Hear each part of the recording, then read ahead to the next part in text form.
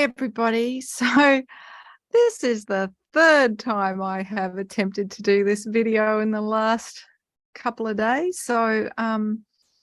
Yeah. So we've got the new moon on August the 16th. That's in the UK. Hey, everybody. So this is the third time I have attempted to do this video. So,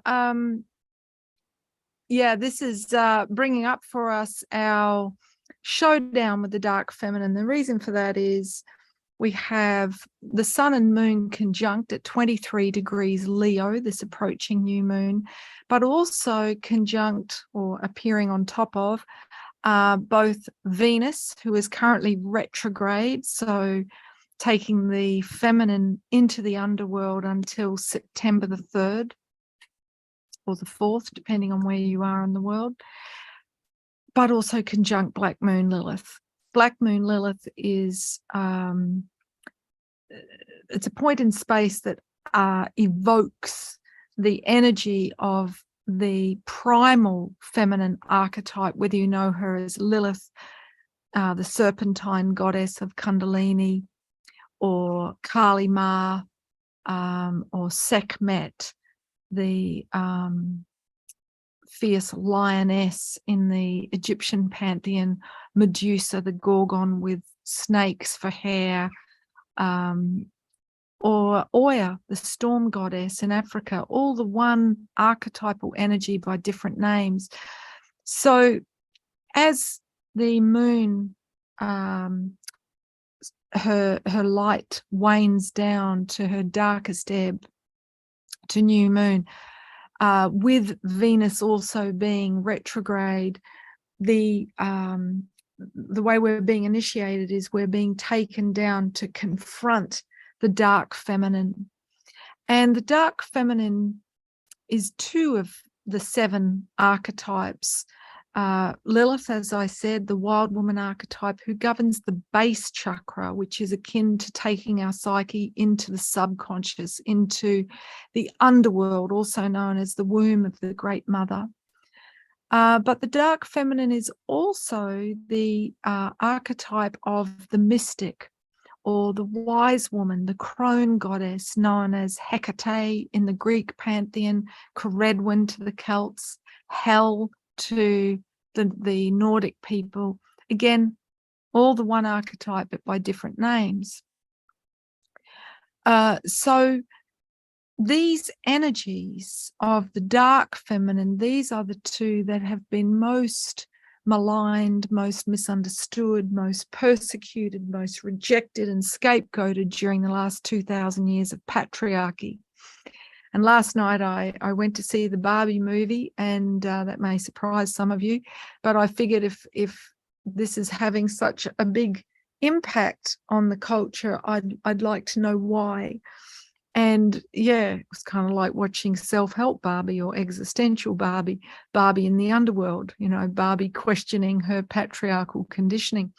So everyone is doing the Venus descent, which is great. So I want to speak about the difference between the dark feminine, which is when we consciously explore the unknowable, the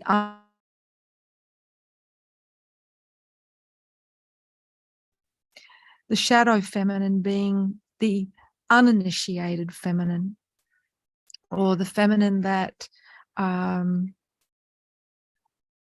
is immature emotionally and psychologically, or the part that refuses to explore the unseen realms or look at her shadow.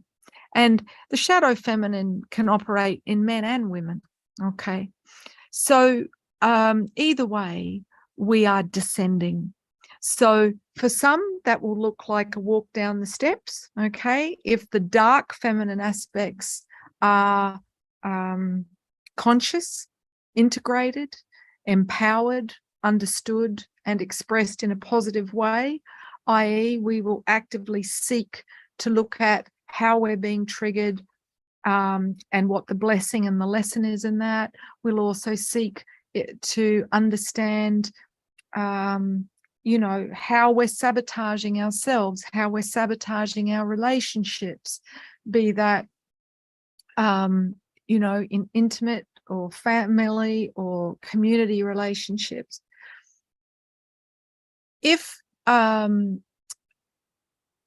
we have the dark feminine and the shadow feminine interacting, then things could get a bit heated, because the stellium of Sun, Moon, Venus, and Black Moon Lilith are all in the fire sign of Leo, which is the queen, the king.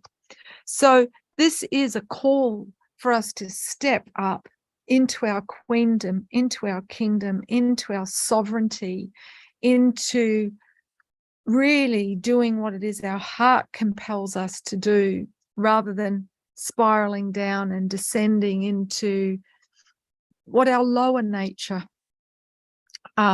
would do, i.e. contracting in fear, reacting, and attacking. So an interaction between the shadow feminine, the dark feminine, and the shadow feminine looks something like this. The dark feminine, in either a man or a woman, somebody that has done significant work to explore their own dark side, okay, will speak up if somebody, you know, if their actions or their words, unconscious actions and words, negatively impact them. In other words, they won't just let it slide. They will call the person to account and say, hey, you know, when you said this or when you did this, this was the impact it had on me, and I feel frustrated about that. Okay, so they will own their feelings, they will own the impact, and they will take responsibility for being an advocate on their own behalf and communicating that calmly. If somebody is embodying the shadow feminine, be they in a male or a female body, then they will deflect that. Okay, they won't have the maturity to reflect upon their actions and be truly accountable, i.e., look at how they can minimize the impact through taking right action. For example, it might be someone breaks an agreement, and integrity at the end of the day is where, you know, we follow through on what it is we say we're going to do. Okay, so our words and our actions align. When we break our word, when we break an agreement, we are not just breaking an agreement with the other person, we're breaking an agreement with ourselves. So we're out of integrity with ourselves. So it is actually a gift when somebody makes us aware of that. Okay. Now, the shadow feminine is likely to make excuses. Oh, I'm not out of integrity. Ask anybody else. Now, we can only base our level of trust on our direct experience of someone, not gossip, not hearsay. And once trust is broken, it needs to be repaired. And the only way trust can be repaired is through somebody truly understanding the impact of their unconscious words and thoughts. And when there is the light of understanding, then the injured party can be assured, oh, okay, they're aware of that. So in future, they will bring more awareness to that, and there's less chance of, you know, the same injury being perpetuated in a cyclic way time and time again. And if they're not aware, if they refuse to be accountable, but instead deflect, justify, make excuses, then trust is not repaired. And so the onus is then on the injured party to uphold a boundary. And those that embody the dark feminine are truth speakers, soothsayers. And so in an unconscious culture where people, haven't grown up sitting in circle and being encouraged to look at their shadow, to examine their choices, what we find is that the truth speaker, the one who says, hey, this isn't okay, often gets vilified and scapegoated.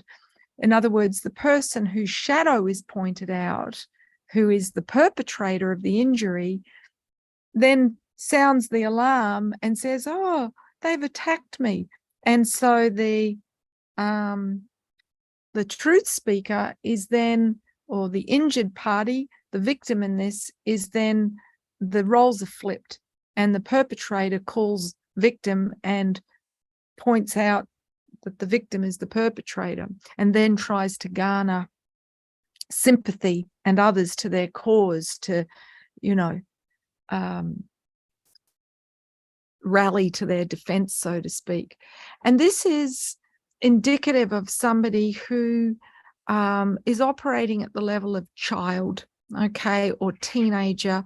So an adult is someone who takes responsibility for the impact of their unconscious words and thoughts.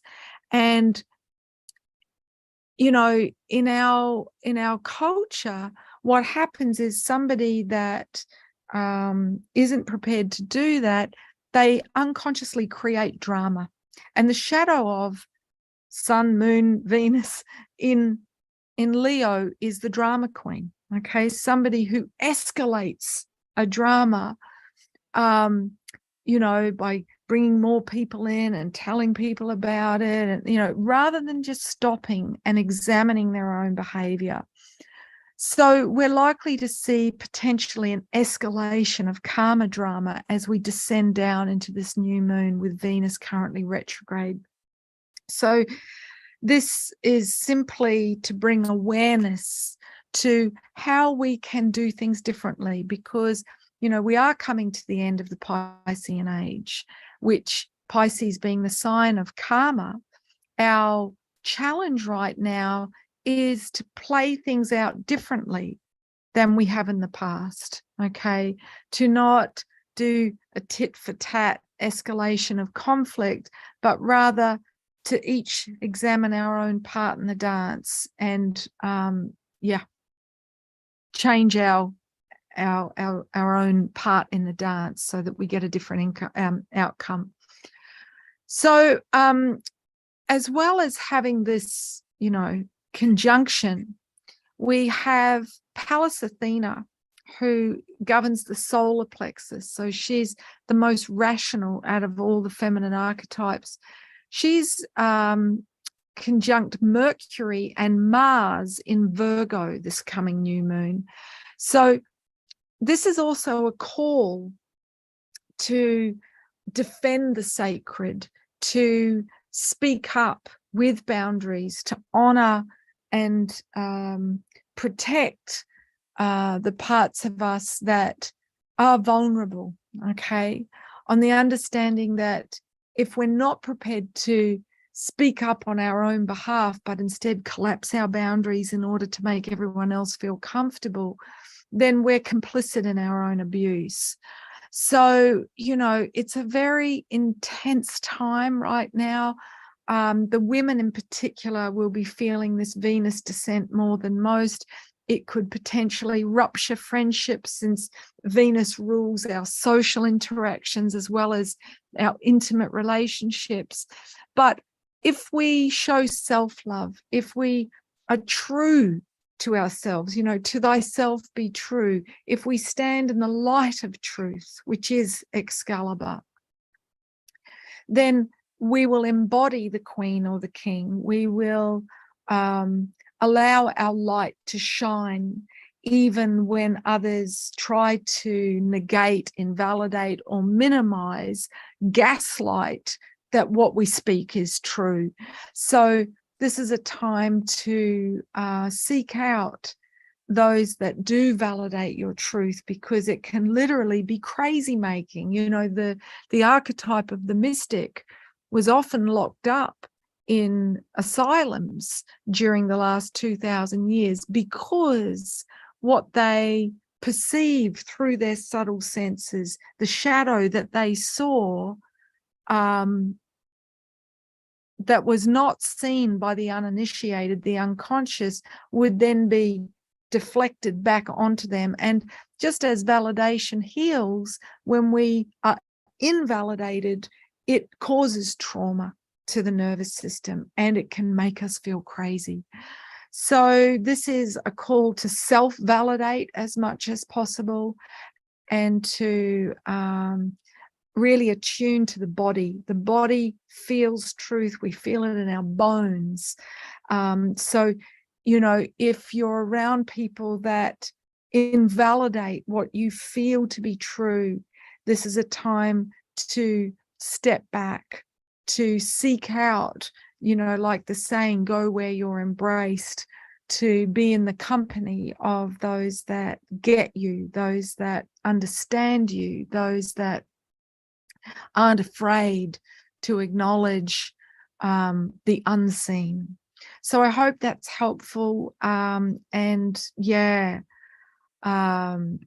just be mindful that this is a time when there can be melodrama from those that are addicted to drama.